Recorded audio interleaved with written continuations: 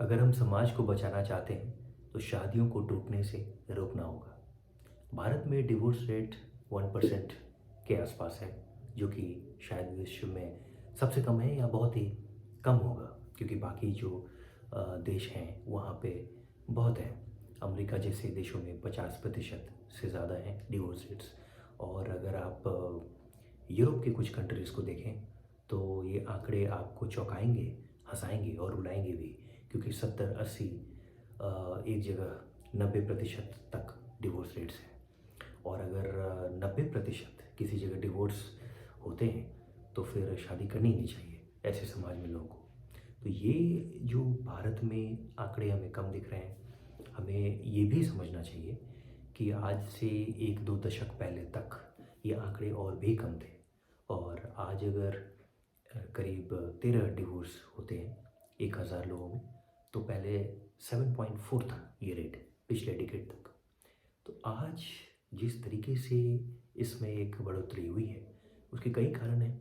और अगर हम जब तक एक समाज के रूप में कड़े फैसले नहीं लेंगे, कड़े फैसले मतलब सचमुच के कड़े फैसले, जो शायद दिखने में हमें सोचने में बहुत ही हार्श लगे, डिक्टेटोरियल भी लगे, लेकिन समाज को साथ आकर और वैसे फैसले लेने होंगे। एक जो बहुत बड़ा बदलाव आया है कि पहले लोग फैमिली सोसाइटी के बारे में सोचते थे, आज अधिक से अधिक पश्चिम की तर्ज पे वेस्टर्न मॉडल को अपनाते हुए हम इंडिविजुअलिस्टिक होना चाहते हैं।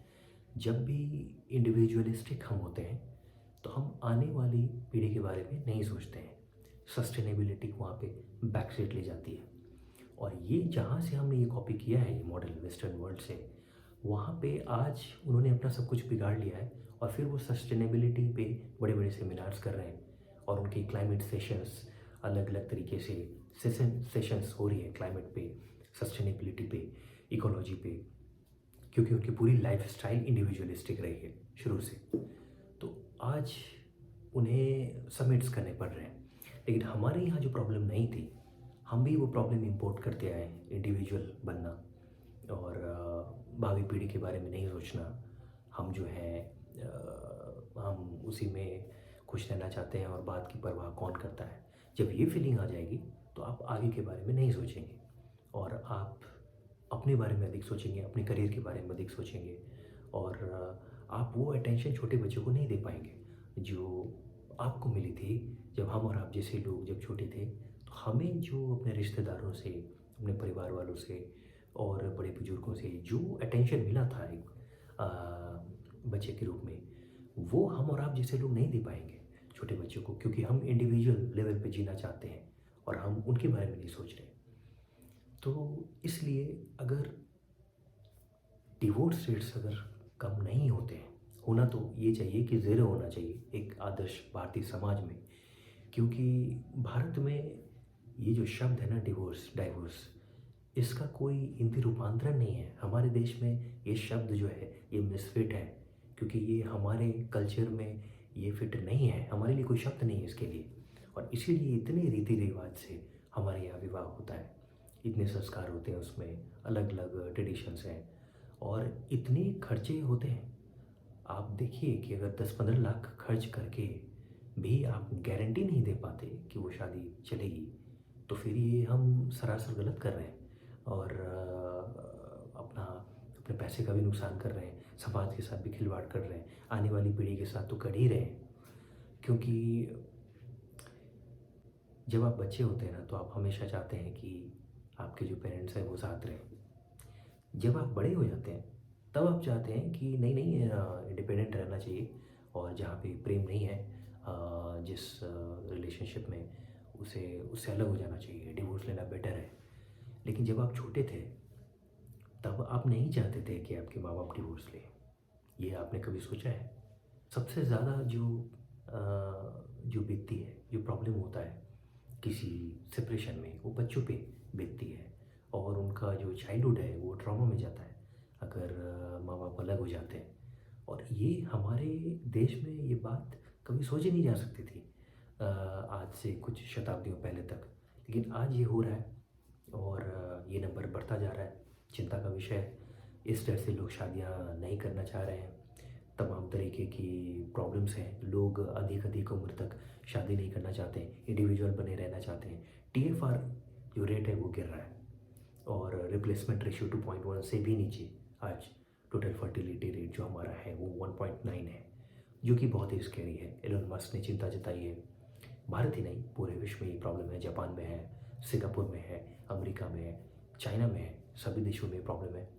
तो हमें अपने देश के बारे में बात करना चाहिए कि किसी भी तरीके से हो, हमें ये बंद करना पड़ेगा। ये जो शादियाँ बिखर रही हैं, शादियाँ टूट रही हैं, ये इसे हमें रोकना पड़ेगा।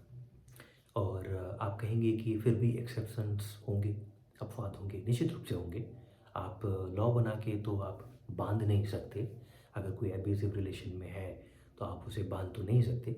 लेकिन मुझे ऐसा लगता है कि एक्सेप्शंस रूल को निगेट नहीं करते हैं, अपवाद नियम को झुठलाते नहीं हैं, नियम को साबित करते हैं। अगर एक्सेप्शंस होते हैं तो वो रूल को साबित करते हैं, रूल को प्रूव करते हैं। रूल है तभी एक्सेप्शन है। तो रूल की जो वैल्यू है, इम्पोर्टेंस है, वो एक्सेप्शंस बढ़ाते हैं, घटाते नहीं हैं। इसलिए हमें उन कुछ रूल्स की तरफ लौटना पड़ेगा जो हमने कभी बनाए थे, जिससे कि हमारा परिवार एकजुट होता था और उस एक चीज़ से कई चीज़ें लिंक्ड होती थी। और तब हमें इस तरह की सस्टेनेबिलिटी की समिट्स नहीं करनी पड़ेगी जैसा पश्चिम के देशों में, वेस्टर्न वर्ल्ड में हो रहा है। नहीं तो हमारे यहाँ भी वही होगा और हम बाहर की प्रॉब्लम्स को इम्पोर्ट करने में बड़े माहिर हैं। हमें ऐसा लगता है बाहर जो हो रहा है वो बिल्कुल एडवांस्ड हो रहा है और बड़ी बड़ी चीज़ें हो रही हैं, और हम जो है हम तो बेवकूफ़ अनपढ़ लोग हैं, हमें कुछ नहीं पता। और फिर बाहर जो हो रहा है, अगर वो सब कुछ सही है तो वो लोग रो क्यों रहे हैं, और क्यों वहाँ पे बड़े बड़े समिट्स हो रहे हैं, इतनी चिंता में वो लोग समिट्स कर रहे हैं। ये सीधे तरीके से ये आत्मंथन हमें करना चाहिए। तो इसीलिए मैं समझता हूँ कि इसके कई कारण हैं।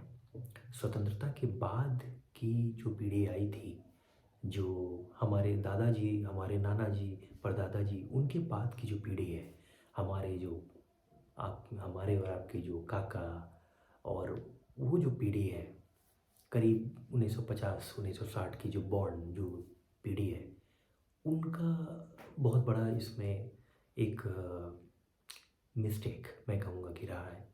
क्योंकि वो लोग जो भारत की मूल विचारधारा थी, जो डेली लाइफ का पैटर्न था, जो आध्यात्मिक होता था, वहाँ से भटके। और वो, क्योंकि नया नया स्वतंत्रता, नई नई स्वतंत्रता मिली थी, आज़ादी मिली थी, नए नए एस्पिरेशंस थे, तो उनके अंदर ये फीलिंग थी कि अब हम इंडिपेंडेंट कंट्री है और हमें कुछ मॉडर्न करना चाहिए। तो उस नए वेव में जो वेव आई है, वहाँ पे ये लोग थोड़े से बह गए और हमारी जो मूल, जो भारत की जो आध्यात्मिक जो एक लाइफ स्टाइल है, जो सोसाइटी का स्ट्रक्चर था, जो कि स्पिरिचुअल था, वहाँ से थोड़े से भटके और कुछ ज़्यादा मॉडर्नाइजेशन, वेस्टर्नाइजेशन, जो भी आप कहें अलग अलग नाम से, उस दिशा में गए और वहाँ पे थोड़ी सी डिफरेंसेस हुई। तो वहाँ पे लाइफ पार्टनर्स के बीच लड़ाई झगड़े की शुरुआत वहाँ से होने लगी। और जो बच्चे, आज के जो बच्चे जो बड़े हुए, उन्हें देखकर उन्हें एक वितृष्णा सी होने लगी कि शादी मतलब यही है, लड़ाई झगड़ा, जो कि पहले ऐसा नहीं होता था। उसके 2-3 दशक अगर जनरेशन पहले की बात करें, तो उन बच्चों ने ये देखा है कि पति पत्नी में एक एक एक बहुत ही एक प्रेमपूर्ण, मैत्रीपूर्ण एक रिश्ता था। एक्सेप्शंस, अपवाद की बात मैं नहीं करूँगा। तो ये जो बड़ी-बड़ी शास्त्र की बातें हम कर रहे हैं, ये उस जनरेशन की कर रहे हैं। ये जो 1950 1960 के जो लोग थे, इन लोगों में वो चीज़ नहीं थी और इन लोगों ने कई अलग-अलग तरीके से बहुत लड़ाइयाँ लड़ी हैं आपस में अपने दाम्पत्य जीवन में, जिसको देखकर इनके जो बच्चे हैं, इनमें शादी, मैरिज को लेकर एक वितृष्णा सी आ गई। और ये जो बच्चे बड़े हुए, ये शादी करने से उसके बाद कतराने लगे। और फिर अलग-अलग तरीके से मास मीडिया आया, इंटरनेट आया, सोशल मीडिया आया। फिर यहाँ पे वही चीज़, बाहर की जो प्रॉब्लम्स हैं, इम्पोर्ट होकर डाइवोर्स के रूप में आने लगी। दोनों की गलती है। आज की जनरेशन की गलती भी इसमें है। वो ये है कि ये पहला जनरेशन है जो अपने माँ-बाप की सुनते नहीं है। आज इसके पहले तक, अंतिम पीढ़ी तक कुछ भी होता था रिबेल भी करते थे लोग, लेकिन सुनते थे, बोला जाता था। आज ये ऐसी पीढ़ी है, अगर इनके बड़े बुजुर्ग माँ बाप भी बोले कि यहाँ शादी करो, ये नहीं सुनते, मुझे नहीं करनी।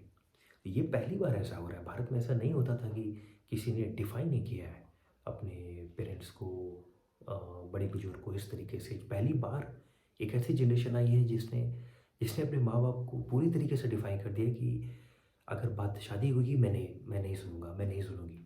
क्यों? क्योंकि इसमें कई फिल्मों का इस पे प्रभाव है, कई 100 सालों से फिल्मों में हमने ऐसा दिखाया है, ये फैसले तो हम ही करेंगे। और इनके माँ बाप ने वो भी छोड़ दी कि अगर आपको वही फैसले करने हैं आप कीजिए। वो भी फैसले वो कर नहीं पा रहे हैं, या फिर फैसले कर रहे हैं तो उनके फैसले बैकफायर हो रहे हैं, अधिकांश केसेस में टूट रहे हैं। तो तर्क वितर्क लाखों हो सकते हैं इसमें। हमें ये देखना चाहिए कि what is coming out as a net result. Net result क्या है? नेट रिजल्ट ये है कि टीएफआर हमारे डिक्लाइन हो रहा है, और ये हमारे लिए अच्छा संकेत नहीं है। नेट रिजल्ट ये है कि आज से 10 साल पहले 1000 में अगर 7.4 था डिवोर्स रेट, आज 1000 में आउट ऑफ एवरी 1000 13 है। नेट रिजल्ट ये है। तो हमारा उत्थान हो रहा है या पतन हो रहा है? ये तो बहुत ही सीधा सा गणित है। और ये हमें समझना चाहिए कि हम किस दिशा में हम बढ़ना चाहते हैं।